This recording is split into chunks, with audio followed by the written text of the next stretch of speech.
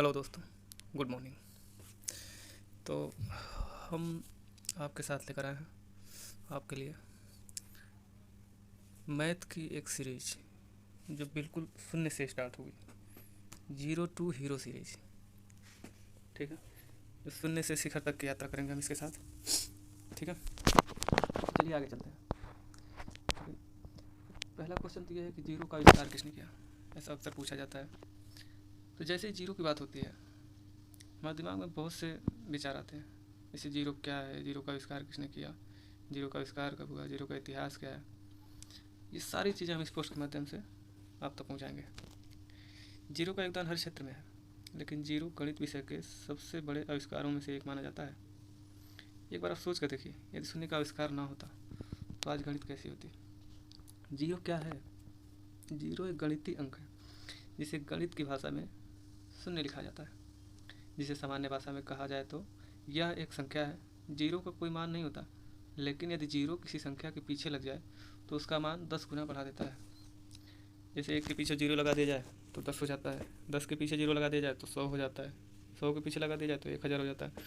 इसी तरह से मतलब जिस भी संख्या के पीछे यानी कि उसके बाद अगर शून्य लगा दिया जाए तो उस संख्या 10 गुना हो जाती है। यदि आप ऐसे ही जीरो बढ़ाते जाएंगे तो संख्या भी बढ़ती जाएगी, लेकिन यदि जीरो किसी संख्या के आगे लगाया जाए तब क्या होगा। जैसे 9 के पहले हमने जीरो लगा दिया तो क्या होगा, कोई अंतर नहीं आएगा, वो सिर्फ 9 ही रहेगा। ठीक है, क्योंकि शून्य का अपने आप में कोई वैल्यू नहीं है। वो पीछे जब लगती है तब संख्या की वैल्यू 10 गुनी हो जाती है, लेकिन जब संख्या के पहले लगती है किसी भी संख्या के पहले तो उस संख्या के मान में कोई परिवर्तन नहीं होता। अर्थात संख्या का मान न घटेगा न बढ़ेगा। किसी भी वास्तविक संख्या को शून्य से जोड़ने पर वापस वही संख्या प्राप्त होती है, या फिर किसी भी संख्या में अगर शून्य जोड़ेंगे तो वही संख्या प्राप्त होगी। और जैसे किसी संख्या में से अगर घटाएंगे, मतलब शून्य से किसी संख्या को घटाएंगे तो वो माइनस हो जाएगी।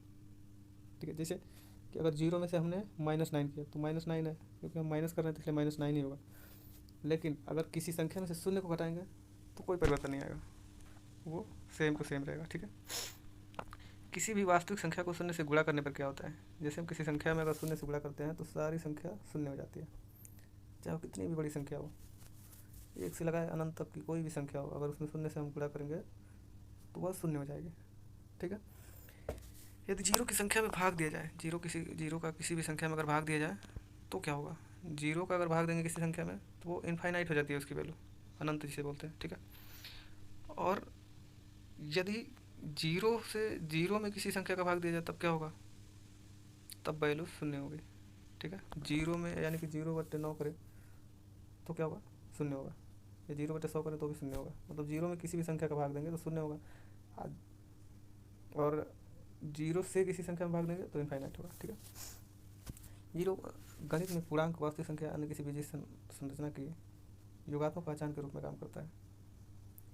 योगात्मक मतलब उसकी संख्या को बढ़ाता है। ठीक है, शून्य को अंग्रेजी में जीरो के नाम से जानते हैं, और NOUGHT ये अलग अलग एक्सेंट है। यूके में बोला जाता है नॉट। ठीक है, और NAUGHT US में नॉट कहा जाता है।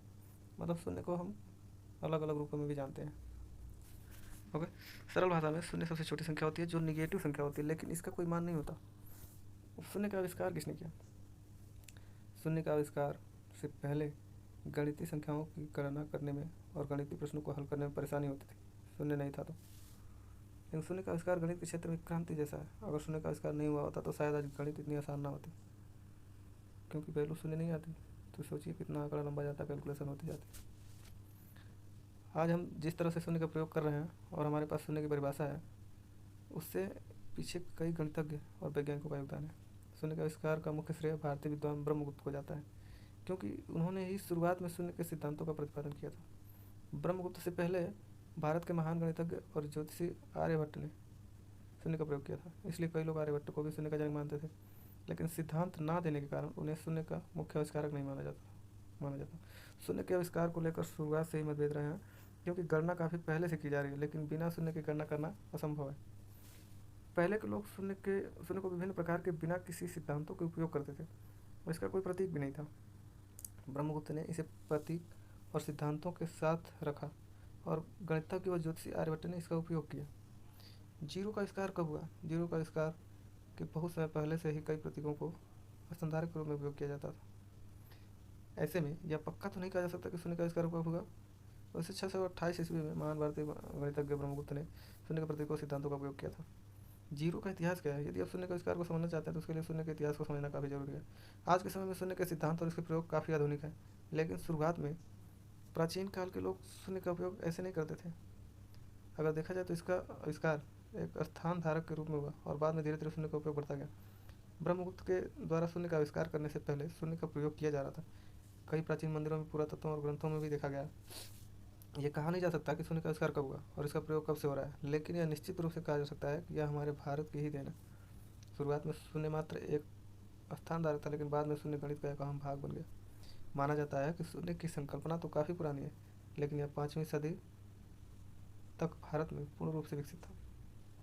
गणना प्रणाली को शुरू करने से सबसे पहले लोग सुमेर में निवास करते थे। बेबीलोन की सभ्यता ने उन्हें गणना प्रणाली को स्वीकार किया, जो है गणना प्रणाली प्रतीकों के आधार थे। गणना प्रणाली का आविष्कार 4-5 हज़ार वर्ष पहले हुआ था। बेबीलोन की सभ्यता ने कुछ प्रतीकों का इस्तेमाल स्थान धारक के रूप में किया था। यह स्थान धारक 10 और 100 के बीच में अंतर बनाता था और 2025 जैसी संख्याओं को पूरा करता है। बेबीलोन की सभ्यता के बाद मायानों में जीरो को प्लेस होल्डर के रूप में इस्तेमाल करना शुरू हुआ। उन्होंने पंचांग प्रणाली के निर्माण में इसका उपयोग शुरू किया। उन्होंने कभी भी गणना को जीरो का इस्तेमाल नहीं लिया। इसके बाद भारत का नाम आता है, जहाँ से जीरो अपने आज के रूप में आया। बहुत से लोग इस बात को मानते हैं कि जीरो बेबीलोन की सभ्यता से भारत में आया, लेकिन अधिकतर लोगों ने इस बात को स्वीकार किया है कि शून्य पूर्ण रूप से भारत में ही प्रकट हुआ और यहाँ से पूरी दुनिया में फैला है। जीरो एक संस्कृत शब्द है जिसे भारत में शून्य कहा जाता है। जीरो की परिभाषा सबसे पहले 628 ईस्वी में भारतीय गणितज्ञ ब्रह्मगुप्त ने दी। इसके बाद यह भारत में विकसित हुआ। इसके बाद में 8वीं शताब्दी से शून्य अरबों की संख्या में पहुंचा, जहाँ से इसे आज का रूप शून्य मिला। अंत में जाकर 12वीं शताब्दी के करीब यूरोप में पहुंचा और यूरोप गणना में सुधार हुआ। देखा जाए तो हमारा भारत का जीरो के आविष्कार में बहुत बड़ा योगदान है। उम्मीद है आपको आर्टिकल समझ में आया होगा। जीरो का आविष्कार किसने किया, पसंद आया होगा। जीरो का आविष्कार आर्टिकल अपने दोस्तों के साथ शेयर करें। यदि आपके मन में आर्टिकल को लेकर कोई भी प्रश्न है तो कमेंट में ज़रूर पूछें। धन्यवाद। मिलते हैं अगले सीरीज़ के साथ।